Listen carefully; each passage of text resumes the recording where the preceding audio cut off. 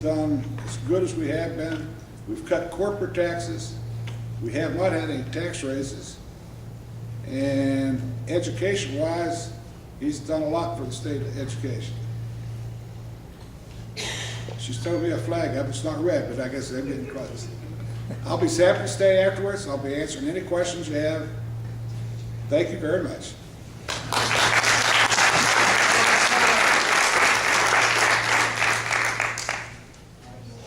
Next on the list is the Republican candidate, John Reese.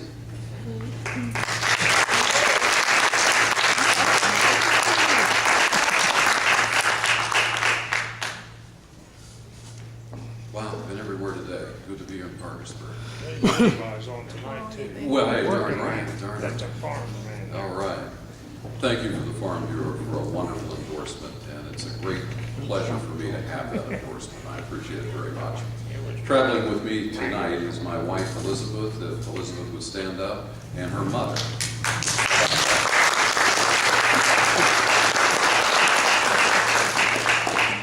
Her mother might be the biggest Glenn Beck fan I've ever met in my life. I knew I could get you an applause line if I said that. Good to be here tonight. We have just come, let's say I've been to Weird and Wheeling, and then last night we came into Beckley for a fundraiser. This morning I've been to Summersville and had a wonderful time in Summersville, and a wonderful, just a reception that we've got. People turned out in droves. It's a very democratic county. Made Liz and I feel very good. But we had the opportunity today to travel to a mine in Summersville, M-I-N-E, coal mine. And it was the old Island Creek mine. It's sort of a story of West Virginia, one of the great true blessings that we have in West Virginia. Because in West Virginia we have more coal and more natural resources than any state in America, with the exception of just two. That would be Louisiana and Texas. But ever since Obama's been messing around with Louisiana, we're probably second now.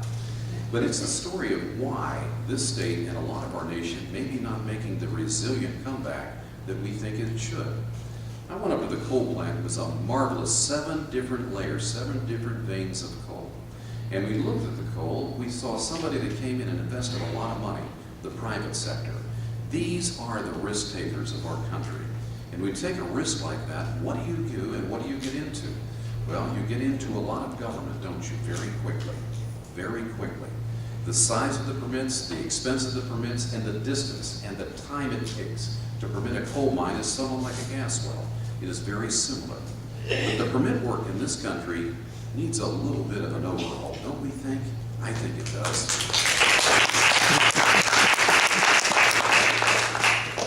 The permit work was so intense that I talked to the manager of the plant. He said, right now we're producing 1 million to 2 million tons per year, but we'd like to commit to more. But the more part is the problem. There is almost, and we look today, there is almost 8 solid years of solid reserve that for the last 5 years, this coal company hasn't been able to receive a permit. That's 5 consecutive years working with the EPA, the Department of Natural Resources, and no permit. No permit. So there's no future. How do you form and how do you plan a business plan today when you're in the private sector, when you have a federal government and a state government that doesn't cooperate fully in the domestic part of what we call capitalism and free enterprise? Well, I can tell you, I'm from that sector, and you just can't do it. You can't do it.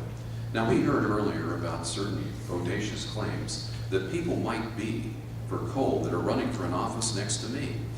Well, I'm here to tell you, I don't think that's true. And I don't think it's true at all.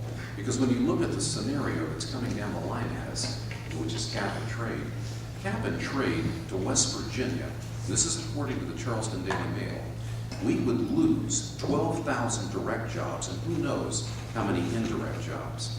But what we'd really lose is $1 billion. $1 billion worth of revenue to the state of West Virginia.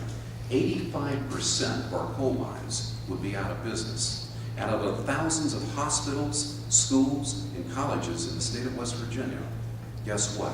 Your electric bill would go up 30%, not alone what your private electric bill would go up. But when you say cap and trade, is there such a thing as CO2 being harmful to anybody's life? I don't think it is, and I think it's a myth. Cap and trade is all about this. And what is this? It's the federal takeover of manufacturing in our country. And coupled with the fact right now, with healthcare, Obamacare, 51% of the GDP in this country is controlled by the federal government. With cap and trade, if that is allowed, 71% of the GDP would be controlled by the federal government. But it has nothing to do with environment. What it has to do with is control. The Pacific Ocean and the Atlantic Ocean emits 185 billion tons of CO2 in 1 year. Man, in 1 year, 6 billion. Does this make any sense? One volcano, one rupture of a volcano puts off more toxic acid and more toxins in the air than than anything that man can produce in 1 year. Doesn't make any sense, does it? But you know, right here in West Virginia, my goodness, we do have something. We're first at one thing. We have cap and trade right now. And as we heard earlier, it's called the West Virginia Renewable Energy Act. And it's just as green as that t-shirt you're wearing. Holy mackerel. It is something that you can't believe. Because every power plant in the state of West Virginia, just 15 years, will have to reduce their coal consumption by 25%. You know what that's going to do to the state of West Virginia? It's going to be catastrophic. And you know who wanted this bill? We have a governor that wanted this bill because he signed it. And we have a Democratic legislature that wanted this bill because they passed it. And we want a president of this bill because he instructed Governor Manchin to give it to us. Not only does it penalize coal, it penalizes natural gas. Because of the 25% renewable, only 10% of that renewable can be natural gas. And I'm getting the finger, and it's not the kind that I like. I'm not vaccinated with a phonograph needle. Thank you very much.